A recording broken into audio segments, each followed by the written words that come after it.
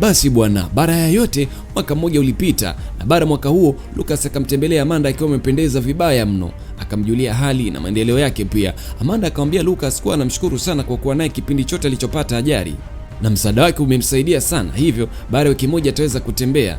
Hata hivyo bidada alishangaa kumwona Lucas baada ya mwaka mmoja kupita,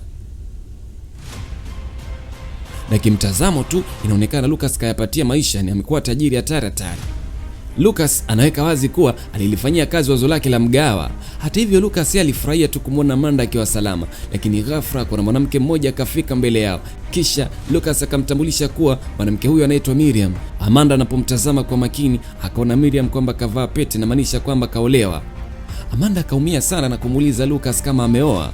Lucas akakubali na kumsifia Miriam kuwa ana sifa zote za kuwa mke wake, kwani wanaendana kimaono. Kusikia hivyo Amanda akamwomba msamaha na kutaka